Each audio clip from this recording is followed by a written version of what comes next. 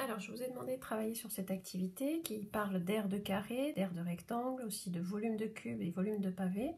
Et l'idée, ça va être de trouver une relation ou un effet d'un agrandissement ou d'une réduction sur les aires et aussi sur les volumes.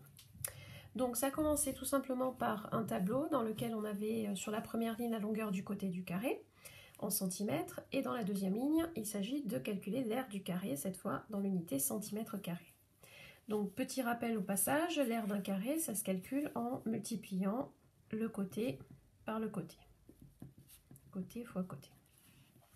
Donc si le côté mesure 2 cm, du coup pour calculer l'aire, on va faire 2 fois 2 qui fait 4 cm carrés. Si le côté mesure 4 cm, pour trouver l'aire, on va faire 4 fois 4, ce qui fait 16 cm carrés. Si le côté mesure 0,6, on va faire 0,6 fois 0,6, ce qui fait 0,36 cm carrés. Si le côté mesure 10, on va faire 10 fois 10, ce qui fait 100 cm carrés. Donc pour l'instant, rien de bien méchant. On va poursuivre aussi sur l'aire d'un rectangle, donc en sachant que l'aire d'un rectangle, ça se calcule en multipliant la longueur par la largeur. Je le remets ici, longueur fois largeur, avec la longueur et la largeur dans la même unité. C'est bien le cas dans le tableau ici. La longueur est en centimètres, la largeur aussi. Donc pour calculer l'aire du rectangle ici, on va faire longueur fois largeur, c'est-à-dire ici 2 fois 5, qui nous donne 10 cm carrés. Si la longueur est de 6 et la largeur est de 15, bon d'ailleurs il y a une petite inversion ici, parce que du coup ça devrait s'appeler ici la largeur et ici la longueur. J'ai inversé partout en fait, donc c'est pas grave, hop, on va faire ça. Et bien pour l'aire du rectangle, on va faire 6 fois 15, qui fait donc 90 cm carrés.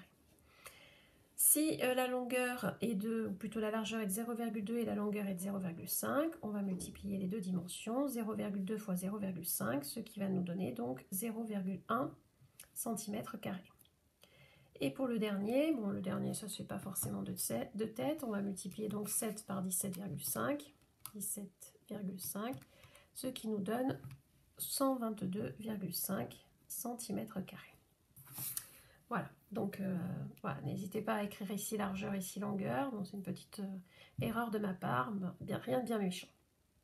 Alors, comme je vous disais en début, l'idée c'est de voir un petit peu l'effet d'un agrandissement ou d'une réduction sur les aires pour commencer. Eh bien, on va revenir sur le premier tableau. Donc, on avait un carré de longueur 2 cm pour son côté et on a calculé son aire qui est de 4 cm carrés. On a un nouveau carré ici dont le côté mesure 4 cm et on a calculé son aire, c'est 16 cm carrés. On peut constater ici qu'au niveau du côté, on est passé de 2 à 4, donc on a multiplié le côté par 2. Si on multiplie les longueurs des côtés du carré par un coefficient qui est plus grand que 1, ici le coefficient c'est 2, eh bien il s'agit d'un agrandissement. Souvenez-vous ce qu'on a vu dans le chapitre en début d'année, et ce chapitre je vous ai demandé de le revoir avec une petite vidéo qui vous réexplique tout ça, agrandissement, réduction. Donc un coefficient plus grand que 1, il s'agit bien d'un agrandissement. Quand on regarde au niveau de l'aire, eh bien on est passé de 4 à 16. Donc ce n'est pas une situation de proportionnalité parce que si c'était le cas, vu que les côtés ont été multipliés par 2, eh bien l'aire elle aurait dû être multipliée par 2 si on était dans une situation de proportionnalité. Or ce n'est pas le cas. On voit qu'ici l'aire on passe de 4 à 16. Donc pour passer de 4 à 16, eh bien il faut multiplier par 4. Ce n'est donc pas la même valeur qu'ici. Mais il y a quand même un lien entre la valeur qui est ici et celle-ci, parce qu'en fait on pourrait très bien dire que multiplier par 4, c'est aussi multiplier par 2 au carré. Donc on va voir si cette remarque se reproduit sur les suivants. Je prends toujours comme carré de départ celui qui a été donné ici, donc avec un côté de 2 cm. Je passe à un nouveau carré avec un côté de 0,6 cm. Donc on voit bien ici que les dimensions sont plus petites, donc ce qui signifie que ce n'est pas un agrandissement, c'est une réduction. Et une réduction ici de coefficient 0,3. 2 fois 0,3, ça fait 0,6. Pour ceux qui auraient du mal à trouver le coefficient de tête, eh bien le coefficient, vous pouvez le retrouver en divisant la longueur du nouveau carré, qui est ici 0,6, par la longueur du carré initial, c'est-à-dire du côté du carré initial, c'est-à-dire 2. 0,6, quand on le divise par 2, eh bien on retombe sur le coefficient qu'on a trouvé ici, qui est de 0,3. Donc 0,3, c'est notre coefficient donc, de réduction, puisqu'il est plus petit que 1. Que se passe-t-il du point de vue de l'aire? L'aire du carré de départ, elle est de 4 cm carrés et on passe ici à 0,36 cm carrés. Donc on voit bien que l'aire, elle est plus petite, donc elle a été réduite, mais de combien? Eh bien ici, je peux trouver aussi une valeur. Pour passer de 4 à 0,36, c'est en multipliant par 0,09. Pour retrouver 0,09, s'il y en a qui n'arrivent pas à le faire de tête, vous pouvez le retrouver en faisant 0,36, donc la nouvelle aire, divisée par l'ancienne aire qui est 4. 0,36 divisé par 4, et vous retrouverez donc ce coefficient 0,09. Si je compare avec le coefficient qu'on avait trouvé ici du point de vue de la longueur du côté, qui était 0,3, c'est pas tout à fait le même. Mais on peut remarquer aussi que ce 0,9, on pourrait aussi l'écrire 0,3 au carré. 0,3 au carré. Donc ce qui signifie qu'il y a un lien entre le coefficient qu'on avait trouvé ici, qui permettait de passer de cette longueur à celle-ci, 0,3, et bien pour passer de l'aire à celle-ci, c'est multiplié par 0,3, mais au carré. Continuons avec le dernier carré pour voir si ce genre de remarque continue. Eh bien, on passe ici du carré de côté 2 cm à celui-ci en multipliant par 5. Donc c'est bien un agrandissement puisque c'est un coefficient qui est plus grand que 1. Et on passe ici de l'aire 4 à 100. Donc 4 à 100, on voit bien que ce n'est pas multiplié par 5, sinon on n'aurait pas une aire ici de 100, mais on aurait une aire ici de 20. Donc le coefficient qui permet de passer de 4 à 100, c'est 25. 4 fois 25, ça fait 100. Mais 25, on peut aussi dire que c'est aussi 5 au carré. Donc il y a un lien, encore une fois, avec ce coefficient d'agrandissement ici, qui était de 5 pour les longueurs. Et bien pour l'aire ici, on retrouve 5, mais cette fois au carré. Ici, on retrouve 0,3, mais au carré. Ici, on retrouve le 2, mais au carré. On passe au rectangle. On a déjà complété le tableau concernant l'aire. On va regarder un petit peu aussi s'il y a des histoires d'agrandissement-réduction. Donc les longueurs du premier carré, elles sont ici. Du premier rectangle, pardon, elles sont ici. 2 cm et 5 cm. Le nouveau rectangle, 6 cm et 15 cm. Eh bien, on voit que la largeur, elle a été multipliée par 3. Et la longueur également a été multipliée par 3. Donc ça veut dire que toutes les dimensions du rectangle de départ ont été multipliées par le même nombre, qui est 3 ici, qui est plus grand que 1. Donc c'est un agrandissement. On a bien réalisé un agrandissement du rectangle de départ. Pour l'aire, on est passé de 10 à 90. De 10 à 90, qu'est-ce qui s'est passé? Eh bien, on a multiplié donc l'aire par 9. 10 fois 9, ça fait 90. Mais quel est le lien avec ce coefficient par rapport à celui qu'on avait ici? Eh bien, on constate que 3 au carré, c'est égal à 9. Donc, au lieu de multiplier par 9, on peut dire que ça a été multiplié par 3 au carré. Donc, la remarque qu'on avait faite pour le carré, eh bien, on le constate la même chose pour l'instant sur ce début de tableau pour le rectangle. Continuons. On part toujours avec ce rectangle ici comme rectangle de départ. On passe à un nouveau rectangle qui a comme dimension 0,2 et 0,5. On voit bien que les dimensions sont plus petites et on trouve le coefficient de réduction qui est 0,1. 2 fois 0,1, ça fait 0,2. 5 fois 0,1, ça fait bien 0,5.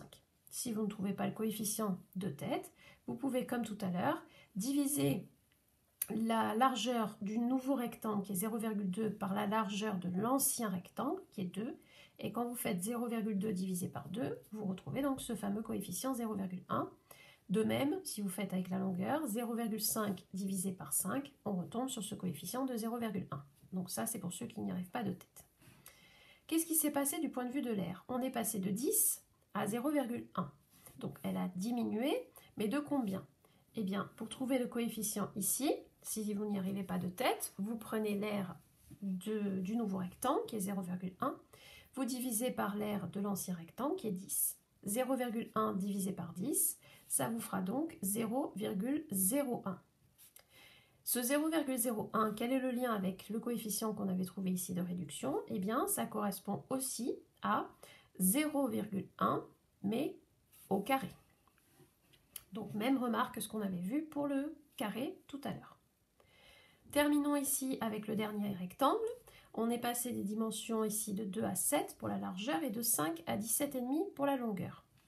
Il y a donc un agrandissement des longueurs et le coefficient d'agrandissement, on peut le retrouver en faisant 7 divisé par 2. Donc la moitié de 7, c'est 3,5.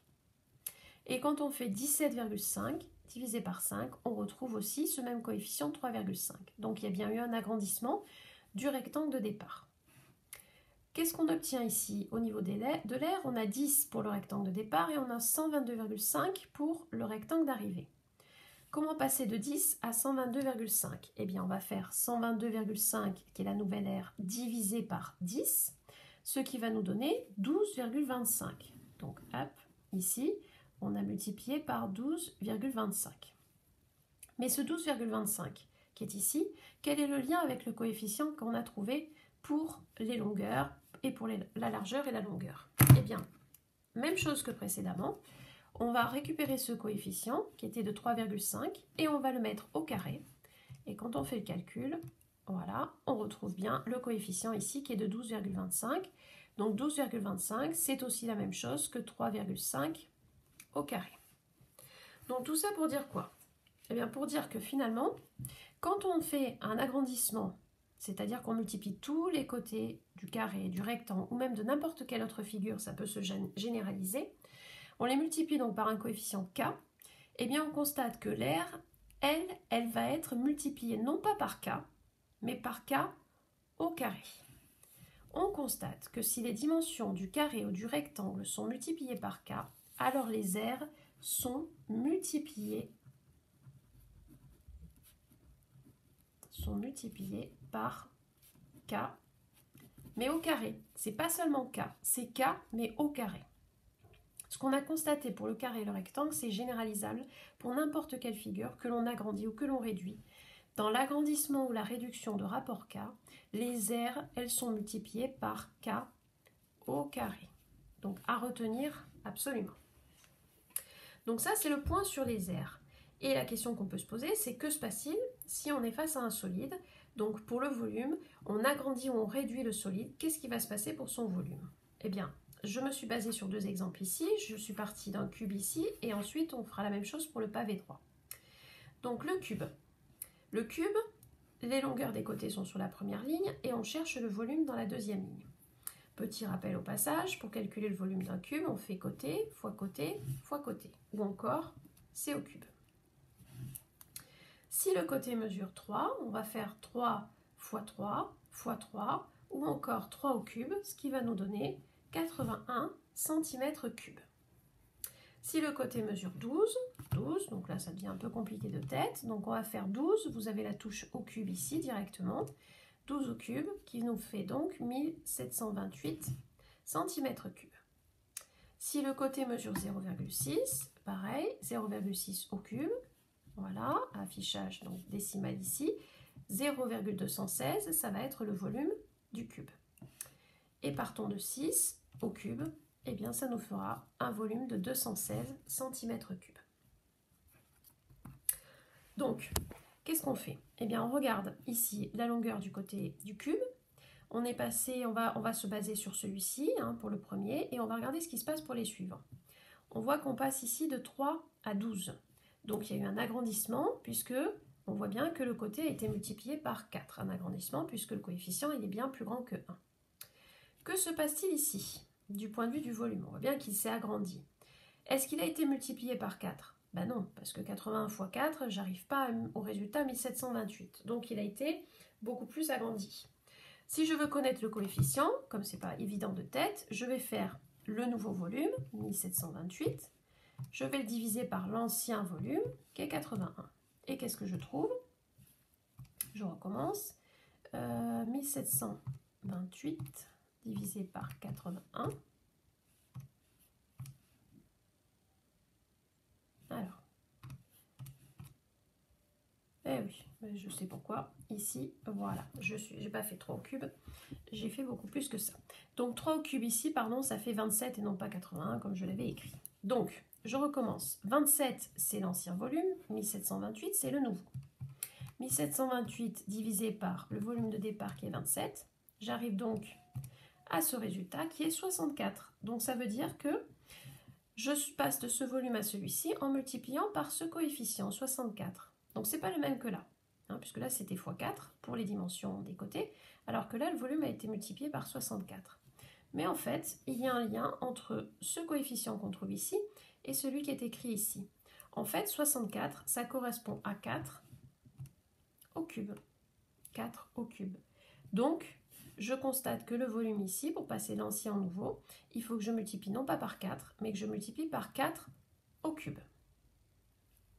Si je passe de celui-ci à celui-ci, je vois bien que les dimensions ici ont été réduites. Donc, je vais calculer le coefficient. Ce coefficient, si je ne trouve pas de tête, je peux faire 0,6 divisé par 3, ce qui nous fait donc 0,2. C'est un coefficient de réduction puisqu'il est plus petit que 1. Pour le volume, on passe de 27 à 0,216. On voit qu'il est drôlement diminué. On passe de 27 à 0,216, mais est-ce que ce coefficient, c'est le même qu'ici? Bien non, parce que quand on va faire 27 fois 0,2, voilà, à la fin, on ne trouve pas du tout 0,216, on trouve 5,4. Donc ça veut dire que ce n'est pas tout à fait le même coefficient. Pour retrouver ce coefficient, il est infaisable de tête, donc on va faire 0,216, qui est le nouveau volume. On va le diviser par le volume de départ, qui est 27, et on trouve ceci. Alors, 8 fois 10 puissance moins 3, c'est une écriture donc scientifique, ce qui correspond à 0,008. Ce coefficient a-t-il un lien avec celui-ci? Eh bien oui. Si je prends ce coefficient 0,2 et que je le mets au cube, eh bien je retombe sur 8 fois 10 puissance moins 3, c'est-à-dire 0,008. Donc ici, je pourrais écrire, au lieu de 0,008, je pourrais écrire 0,2 au cube. Dernier pavé ici, je passe de 3 à 6, donc je vois que les dimensions ici elles ont été multipliées par 2. Pour le volume, je passe de 27 à 216, c'est pas simplement multiplié par 2, c'est beaucoup plus. Pour trouver par combien il a été multiplié, je prends le nouveau volume 216, je divise par le volume de départ qui est 27, et je trouve donc que ce volume, il a été multiplié par 8. Quel est le lien avec le coefficient que j'ai ici? Eh bien 8, c'est pareil que 2 au cube. Donc je pense que vous commencez à sentir ce qui se passe ici, du point de vue des volumes. Quand j'ai un coefficient ici, multiplié par 4, je vois que le volume, c'est multiplié par 4 au cube. Quand c'est 0,2, pour les longueurs, le volume est multiplié par 0,2 au cube. Et quand c'est 2 pour les longueurs, le volume, lui, est multiplié par 2 au cube. Alors, voyons ce qui se passe pour le pavé droit maintenant. Donc, j'ai les dimensions ici, une longueur, une largeur et une hauteur pour le pavé droit. C'est ce qu'il me faut pour calculer le volume, puisque le volume d'un pavé droit, c'est longueur fois largeur fois hauteur. En prenant soin d'avoir les 3 dimensions dans la même unité, ce qui est bien le cas ici. Donc, si je fais ici pour ce premier pavé droit, donc j'ai 3 fois 2 qui fait 6, fois 4 qui fait 24 cm3.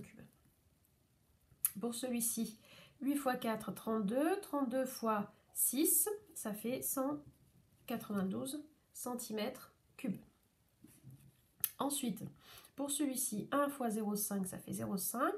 0,5 fois 0,75, ça fait 0,375. Vous pouvez le faire à la machine, bien entendu. Et pour le dernier ici, 15 fois 10, ça fait 150. 150 fois 20, 150 fois 2, ça fait 300. Fois 10 encore, ça fait donc 3000 cm3 pour le volume du pavé droit. Alors, on essaie de voir ce qui se passe du point de vue des longueurs et on essaie de voir ce qui se passe du point de vue du volume. Agrandissement, réduction, quelle est la conséquence sur le volume? Je vois ici que les longueurs, on passe de 4 à 8, de 2 à 4, de 3 à 6. Donc toutes les dimensions ont été multipliées par 2. Multipliées par 2, toutes les dimensions, ça veut dire que c'est bien un agrandissement, puisque le coefficient est plus grand que 1. Pour le volume, je passe de 24 à 192. C'est donc pas seulement multiplié par 2, sinon je passerai de 24 à 48 ici pour le volume, ce qui n'est pas le cas. Donc si je veux trouver le coefficient ici, je vais prendre le nouveau volume qui est 192 et je vais diviser par l'ancien volume qui est 24. Qu'est-ce que je trouve comme résultat? Je trouve ici 8. Donc 24 fois 8, ça me fait 192, mais le 8 qui est ici a un lien avec le coefficient que j'avais trouvé ici pour les côtés, c'est que 8, ça correspond à 2, mais au cube. Pour celui-ci, hop, je passe de 4 à 1, de 2 à 0,5, de 3 à 0,75. Qu'est-ce qui s'est passé? Eh bien, je vois que la nouvelle longueur c'est 1, l'ancienne longueur c'est 4. Quand je fais 1 divisé par 4, un quart, ça fait 0,25. Donc du point de vue de la première dimension, j'ai multiplié par 0,25. Je vérifie si c'est bien le cas pour les autres. Oui, 2 fois 0,25, ça me donne bien la longueur 0,5. 3 fois 0,25, ça me donne bien la longueur 0,75. Donc toutes les dimensions du pavé droit ont été multipliées par 0,25. 0,25, c'est un coefficient qui est plus petit que 1, donc c'est bien une réduction. Le volume, il est passé de 24 à 0,375. Si je fais 24 fois 0,25, j'arrive pas au volume qui est 0,375, j'arrive au volume qui est 6. Donc ça veut dire qu'ici, c'est pas simplement 0,25. Mais ça a un lien, on va voir que ça a un lien. Pour trouver ce lien et pour trouver le coefficient, pour commencer, je vais prendre le volume qui est de 0,375, le volume d'arrivée. Je vais le diviser par le volume de départ qui est 24. Je trouve 0,015625. Bon, l'affichage n'est pas terrible, mais bon, je vais tout écrire. Voilà. Quel est le lien entre la valeur que j'ai trouvée ici et le coefficient que j'ai mis ici? Eh bien, ça correspond à 0,25 au cube. Voilà, c'est exactement la même chose que 0,25 au cube. Le dernier qui va être plus facile parce que les longueurs sont plus simples.